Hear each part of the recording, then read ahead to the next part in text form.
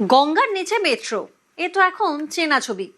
কিন্তু যদি গঙ্গার ৩৮ মিটার নিচ দিয়ে শাঁ করে ছুটে যায় বিশালাকার পণ্যবাহী 10 চাকার ট্রাক, তাহলে কেমন হবে?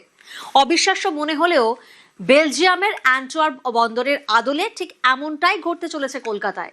কলকাতা বন্দরের সঙ্গে জাতীয় সড়ক যোগাযোগ ব্যবস্থাকে আরও গতিশীল করতে সুড়ঙ্গ তৈরির মেগা পরিকল্পনা নিয়েছে প্রশাসন।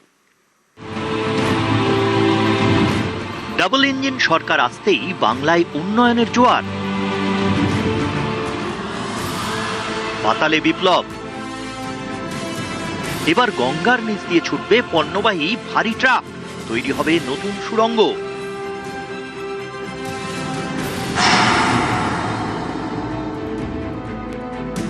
গঙ্গার নিচে ছুটছে মেট্রো, এ ছবি দেখেছে বাংলা।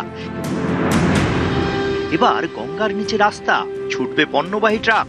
এমনই উদ্যোগ নিয়েছে কেন্দ্রীয় জাহাজ এবং সড়ক পরিবহন মন্ত্রক। গঙ্গার নিচে সেই প্রস্তাবিত সুড়ঙ্গের নকশা তৈরি করেছে কলকাতা বন্দর কর্তৃপক্ষ। সম্প্রতি নবান্নে কেন্দ্রীয় জাহাজমন্ত্রী সর্বানন্দ সোনোয়ালের সঙ্গে উচ্চ পর্যায়ের বৈঠক হয় রাজ্যের মুখ্যমন্ত্রী শুভেন্দু অধিকারীর। সেই বৈঠকে এই নতুন প্রকল্প অনুমোদন পাওয়ার পরেই তা চালু করার ভাবনা প্রশাসনের।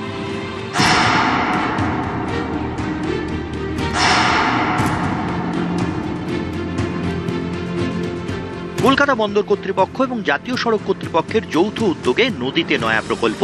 মূল উদ্দেশ্য পরিবহনে গতি। কলকাতা বন্দরে আসা ও সেখান থেকে বের হওয়া পণ্যবাহী ট্রাকের যাতায়াতকে আরও সহজ ও সময়াশ্রয়ী করে তোলা। বর্তমানে কলকাতা বন্দরে আসা বহু পণ্যবাহী যানবাহনকে নির্দিষ্ট সময়ের জন্য অপেক্ষা করতে হয়।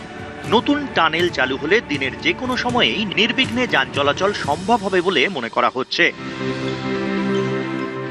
কলকাতার দিকে সুড়ঙ্গের দুটো মুখ, একটা গার্ডেন রিচ শিপ বিল্ডার্স এলাকার কাছাকাছি, অন্যটি তারাতলার জিঞ্জিরা বাজার এলাকায়। সুড়ঙ্গ শেষ হবে হাওড়ার সাঁকরাইল স্টেশনের কাছে। সাঁকরাইল স্টেশনের কাছে তৈরি হবে দুটি র্যাম্প, একটি সরাসরি 16 নম্বর জাতীয় সড়কের সঙ্গে যুক্ত হবে, অন্যটি কলকাতামুখী যান চলাচলের জন্য ব্যবহৃত হবে। প্রস্তাবিত প্রকল্প অনুযায়ী সম্পূর্ণ সড়কপথটির দৈর্ঘ্য হবে প্রায় 15.7 কিলোমিটার। এর মধ্যে গঙ্গার নিচে থাকবে 8.5 কিলোমিটার।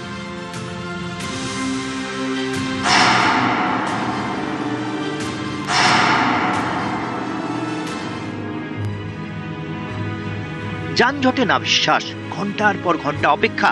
কলকাতা বন্দর এলাকার এই চেনা ছবিটা এবার বদলাতে চলেছে। ক্রমাগত বাড়তে থাকা জনঘনত্ব আর মালবাহী গাড়ির চাপে এই অঞ্চলের রাস্তাগুলো দম বন্ধ হয়ে পড়েছিল। এই পরিস্থিতি সামাল দিতেই 2022 সালে এক মাস্টার প্ল্যান তৈরি করে কলকাতা বন্দর। পরিবহনে গতি আনতে গঙ্গার তলায় রাস্তা, সেখান দিয়ে যাবে পণ্যবাহী যান।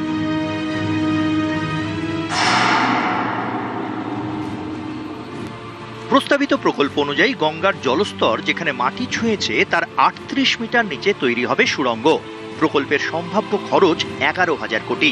বেলজিয়ামের শেল্ড নদীতেও এই ধরনের সুড়ঙ্গ আছে। সেখানকার যানজট এড়াতে অ্যান্টওয়ার্প বন্দর এলাকায় তৈরি করা হয় পাতাল পথ। বন্দর এলাকার কারণে শহর কলকাতার পার্শ্ববর্তী বেশ কতগুলো জায়গাতেও পণ্যবাহী গাড়ি চলাচল করার জন্য নির্দিষ্ট কিছু নিয়ম রয়েছে, যার ফলে অনেক সময় ব্যবসায়ীরা বলেন সঠিক সময়ে পণ্যবাহী গাড়ি চলাচল করতে না পারায় তাদের ব্যবসায়িকভাবে ক্ষতির সম্মুখীন হতে হয় এবং সেই ক্ষতির বোঝা অনেকটা কলকাতা বন্দরের ওপরেও পড়ে। ফলে যদি টানেল দিয়ে আগামী দিনে গাড়ি চলাচল করতে পারে, যা জাতীয় সড়কের সঙ্গে সংযুক্ত হয়ে যাবে, তাতে ব্যবসায়ীদের পাশাপাশি লাভের মুখ দেখবে কলকাতা বন্দরও। গঙ্গার নিচে থেকে, এখন আপনারা মেট্রো দেখেছেন, এবার গঙ্গার নিচে থেকে আমরা হাইওয়ে তৈরি করব। আর এই হাইওয়ে তৈরি করার যে পরিকল্পনা আগে থেকে ছিল, আমরা মাননীয় নীতিন গডকরিজির মুখ থেকেও এই কথাটা শুনেছিলাম, কিন্তু এই পুরো ব্যবস্থাটা মাননীয় মুখ্যমন্ত্রীজির সংজ্ঞানে আনা হয়েছে।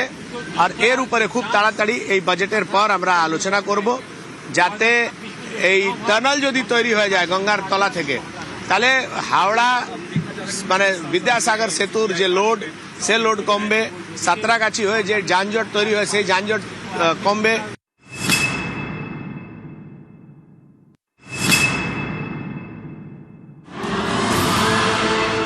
বর্তমানে শ্যামাপ্রসাদ মুখোপাধ্যায় বন্দরে যেতে বা আসতে বড় বড় ট্রাক ও পণ্যবাহী গাড়িকে বিদ্যাসাগর সেতুর ওপরেই নির্ভর করতে হয়। এর ফলে ছোট গাড়ির সমস্যা হয়, দুর্ঘটনাও ঘটে। লম্বা জ্যাম তো নিত্যদিনের বিষয়। বন্দর কর্তৃপক্ষের দাবি, হুগলি নদীর নিচে এই সুড়ঙ্গ তৈরি হলে বন্দর সংলগ্ন এলাকার যানজট অনেকটাই কমবে। সরাসরি ডক পর্যন্ত পৌঁছে যাবে ট্রাকগুলি, জ্বালানি সাশ্রয় হবে, ফলে খরচও কমবে অনেকটাই। এই টানেলই হতে চলেছে একমাত্র বিকল্প যেখানে শহর কলকাতার সমস্ত যানজটকে সরিয়ে দিনভর নির্বিঘ্নে পণ্যবাহী গাড়ি চলাচল করতে পারবে। শুধুমাত্র বন্দরের গাড়ি নয়, শহর কলকাতা থেকে অন্যান্য দিকে যাওয়ার জন্য যে সমস্ত ব্যবসায়ীরা পণ্যবাহী গাড়ি চলাচল করাতে চান তারাও এই টানেলকে ব্যবহার করার মতো সুবিধা পাবেন। ইতিমধ্যেই এর যে ডিপিআর তা তৈরি হয়েছে। জাতীয় সড়ক কর্তৃপক্ষ নাকি কেন্দ্রীয় জলসম্পদ বা বন্দর এর তরফ থেকে এই টানেল তৈরি করা হবে তা নিয়ে চলছে চূড়ান্ত আলোচনা। ক্যামেরা অসিত দাসের সাথে আবির ঘোষাল, নিউজ 18 বাংলা, কলকাতা।